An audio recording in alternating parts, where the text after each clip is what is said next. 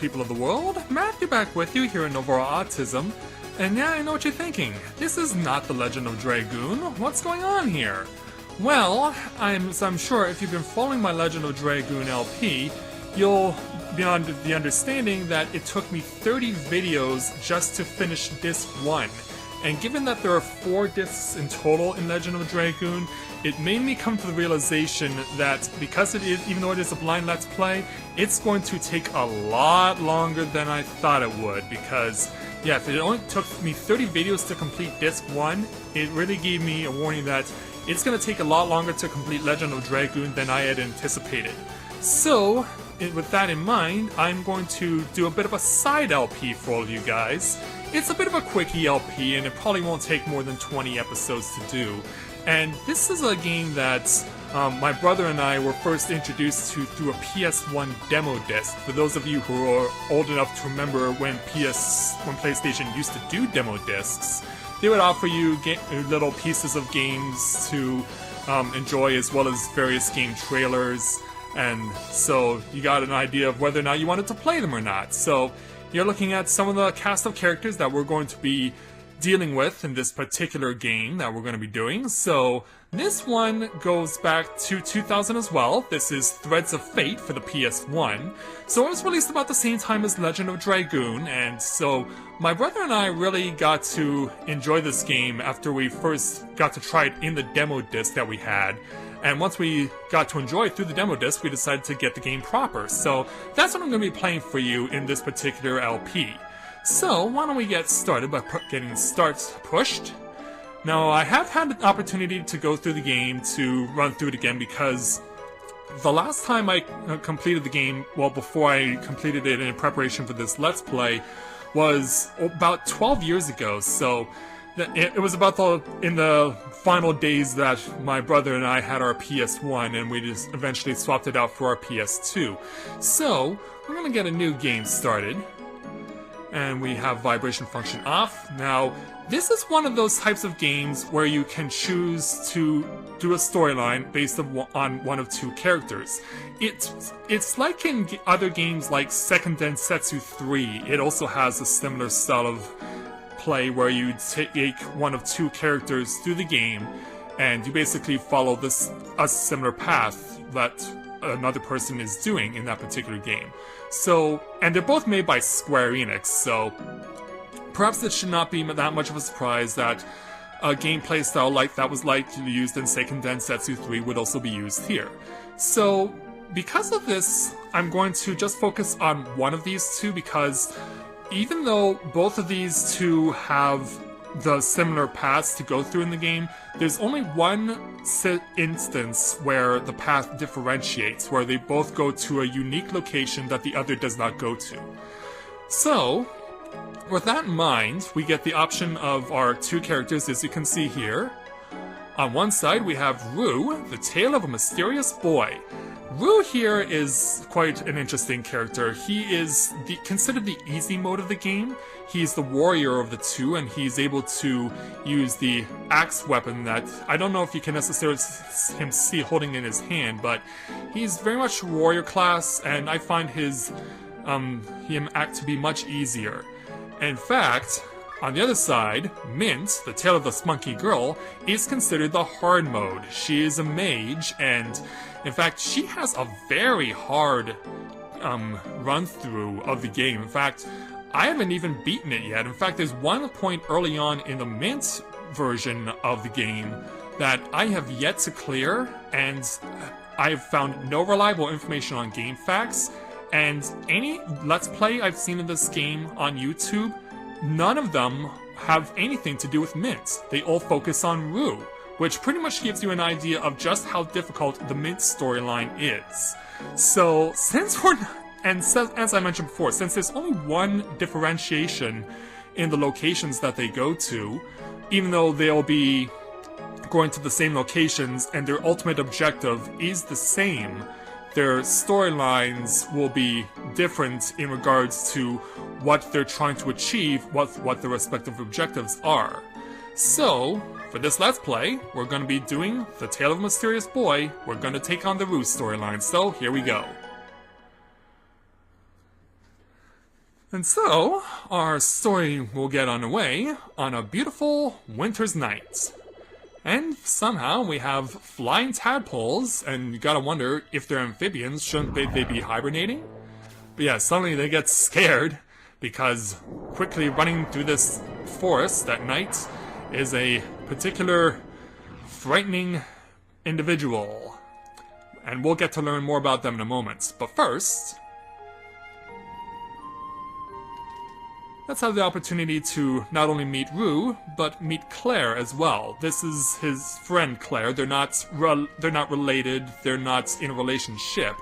These two just know each other and have known each other for a while. We'll know more about this particular connection between these two as this storyline goes. So, how's it looking outside? I think it stopped snowing. I just saw some stars in the sky. It's strange. What's wrong? The sky. It's really clear tonight. It's hard to believe we've had a snowstorm for the last 3 days. That must be quite the snowstorm. Be fortunate you're not snowbound. I don't know, I find it a little strange. You're thinking too much. It's probably from staying inside the house for so long. Yeah, cabin fever. Maybe. I know. Why don't you take a little trip tomorrow? I'm sure the weather will be perfect. I think you could really use the fresh air. Yeah, I think I will. I'm gonna leave at dawn and go to the stream in the valley. And if I see a herd of deer there, I'm definitely gonna catch one. They often go there to get water, so if I catch one, Oh yes, I'll make your favorite stew. Better yet, I'll prepare a great feast tomorrow. I'm counting on you to catch a deer. No problem. You're gonna have a long day tomorrow. You'll need to eat well and sleep well tonight. I'm gonna prepare dinner, okay? And so while she's doing that, you can basically just wander around and check out some of the various things. It doesn't take more than 15 to 20 seconds to just walk around and just kill time before you have dinner. Alright, let's get to eating. Chow time! Oh, I'm so hungry. In fact, he's so hungry we can't even see what he's eating. Which is hilarious. What's wrong? Why aren't you eating? I was just thinking. About what? About the day you came here. Yeah, don't nod off there, Claire. It was snowing that day, too. That was 2 years ago. Can you believe it? Are you alright, Claire? I'm fine. I'm sorry, Rue. I don't know what just came over me. Well, something's going on outside. It's coming from the barn. Something's disturbing the animals. I'm gonna go take a look. Be careful, okay? Don't worry, it's probably just a wolf or something. Yeah, trained by Minna to do her bidding. I could see that happening. And so, out we go. Jeez, what's going on? They're going crazy. Alright. And yeah, there's no sign of a wild animal or anything. So, what's causing the disturbance? Well, remember the shouty figure from earlier? At last. Oh, hello! Yeah, that is a scary guy with an even scarier hand. Yeah, who are you? And before he gets an answer, they're going to blows. And Claire comes out at the worst time, because she has to bear witness to this. Yeah, it's quite an advantage that this guy has such a big, scary hand. I mean, you wouldn't want to get in the way of that thing. And then... Hey! Leave him alone, you beast! Claire, run! But then, Rue gets grabbed, thrown asunder, and then... Guy with the big scary hand... Oh, this is gonna hurt. Ow! And so my journey began. I'll find the powerful relic and save Claire no matter what. So, this is what Rue is doing. He's in pursuit of a powerful relic in order to revive his dead friend Claire and bring her back to life. And as you can see, yeah, it's already been 3 years. He's trying to bring back a 3-year-old corpse. Necromancer much? And I still don't have a clue where the relic is. Wow. Don't worry, Claire, I'm not going to give up. But yeah, after 3 years, what are you going to be going back to? Hey bro, I'm starving! You know, I got a couple of pirates on board. Smokey, how many times do I gotta tell ya? I said I'll feed your fat belly when I get the dough. It's coming real soon. I guess my brother Blood always comes through. So bro, how are we gonna get the dough? Keep your voice down, butthead. Alright, listen up. A legendary treasure? You serious? Yeah, sounds cool, huh? I heard some magician made it and it's hidden somewhere in this area. If we find the damn thing, we're gonna be so rich. Bro, you're a genius! So what is this legendary treasure? How the hell should I know? It's legendary! Oh yeah, it's probably something big. Sounds like they're looking for the relic too. I gotta find it before they do. Yeah, be prepared to have a lot of competition for this thing. There will be a lot of competition. Hey bro, what is that thing? What? That red thing? Well, what the hell? Uh-oh. We're gonna crash! Oh! Shipwrecked. Oh. Yeah, we're gonna need some repairs here. At least we're not taking on water. And so, at least we crashed near a town. Which is good. This place, it looks so familiar. Have I been here before? I don't know, have you? Welcome to Corona.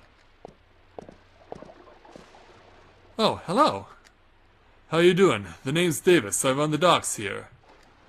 As you can see, it's pretty slow here. Not many tourists come in. Mostly merchants, the same people just keep coming in and going out. Yeah, I recognize most of them. Never seen those fellas before. Alright, Smokey, let's go check out the forest. There's some kind of old ruins there. The treasure might be there. Okay, bro. And off they run. Better watch out for those fellas. Looks like they're up to no good. I will. There are ruins in the forest? Maybe I should go see. I believe we will. So, away we go. Now, since for some reason you can't use the analog joystick to move around, so you have to use the D-pad. So, welcome to Corona. This is basically the one-stop shop and the only town in the entire game. So basically, everything you need to do is right here in this one town. So, in a way, it's pretty convenient. What should I do? Well, since there's really not much we can do as of right now, there is one person we can speak to of particular importance. This woman. Hey, if you're going to the forest, can you find Elena and bring her home? Elena is the daughter of the shopkeeper next door. Her parents went to study the ruins in the forest, and they haven't been back for 5 days now. I hope they took lots of provisions. Elena got so worried she went to look for them by herself. I told her not to go because there are monsters out there. Well, that's not good.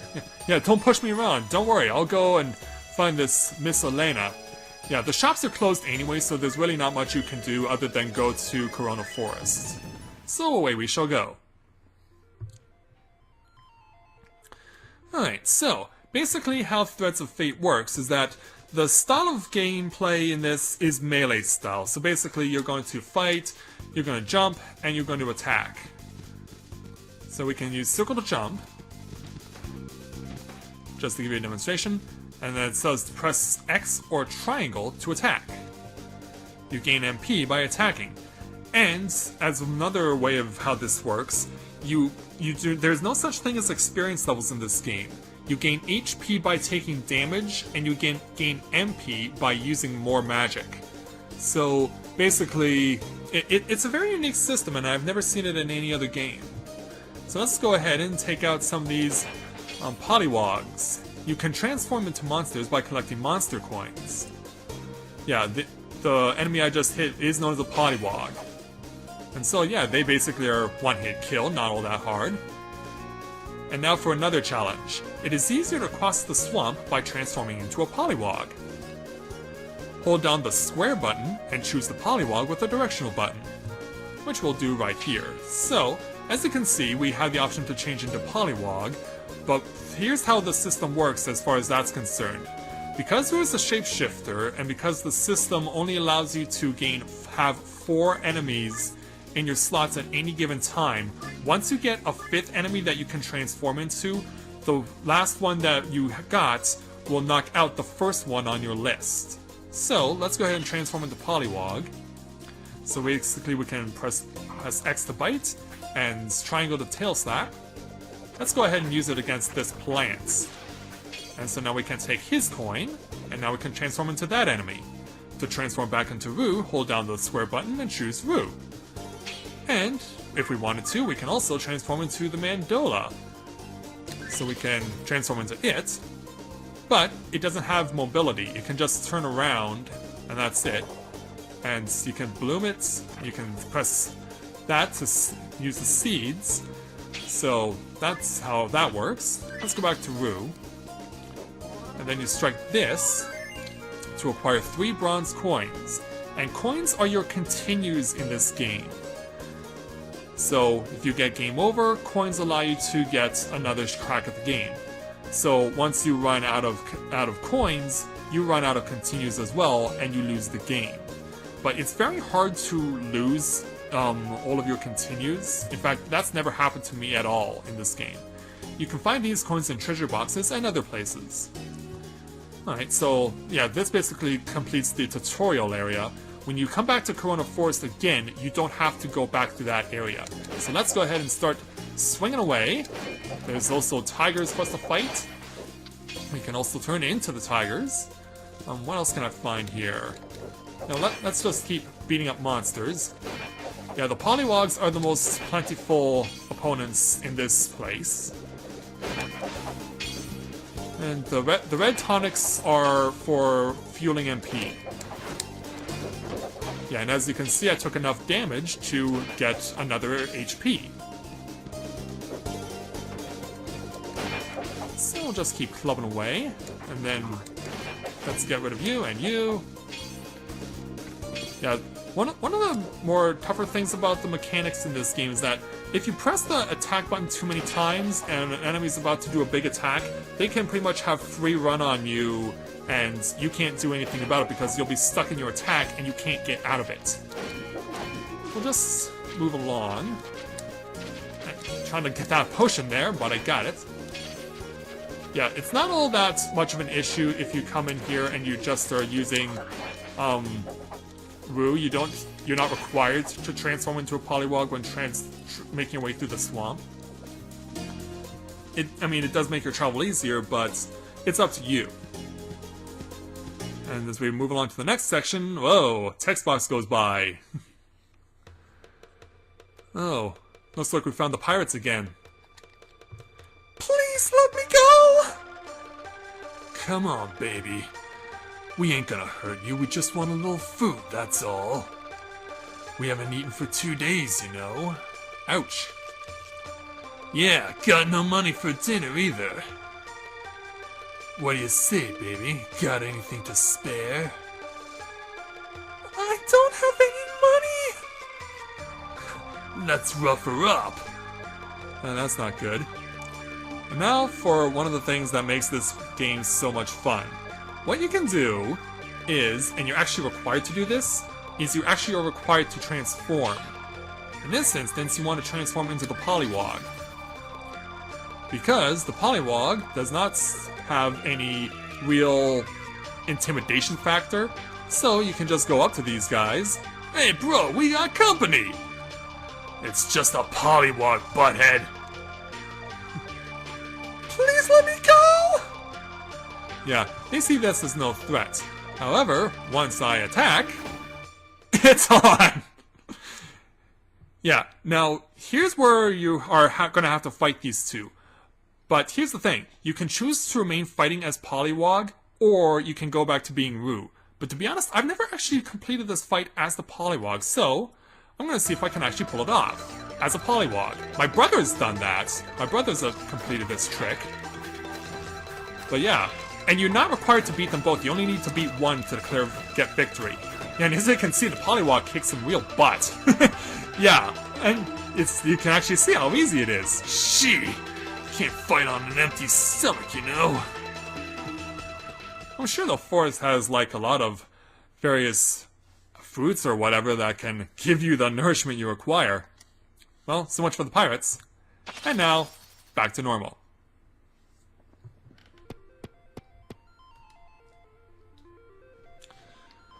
Are you okay? Thank you, Polly! Wow, you can turn into a person too? Polly? Oh no, I'm not a Polywog. This is the real me. But I saw you! When you came out, you were a Polywog! That was just a disguise to catch them off guard. My name isn't Polly, it's Roo. Oh, so your name is Roo and you're a Polywog! Yeah, meet the dumb blonde of this game. I really like Polly. Can I call you Polly? How should I explain this? Oh, I'm sorry I haven't even introduced myself. Thanks again for helping me, Polly. My name is... Elena, right? How did you know? I heard your name in town. You're out here looking for your parents, right? By the way, I'm not a... and... Oh, so that's how you knew. I thought you were a fortune-telling Polywog. Yeah, very dumb blonde. Like I told you, I'm not a... You're right. I'm looking for my parents. They've been gone for 5 days now. I know they're supposed to be here somewhere. I'm so worried about them. Those brutes might go after my parents. I have to go find them fast, Polly. It was nice meeting you. Hey, wait.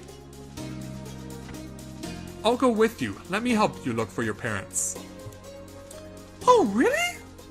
Gee, you're such a nice Polywog. Thanks, I really appreciate this. Okay, let's go, Polly. Follow me. It's not Polly. Yeah, dumb blonde, always interrupting, very rude. Jeez, that girl really thinks I'm a monster. Maybe I am.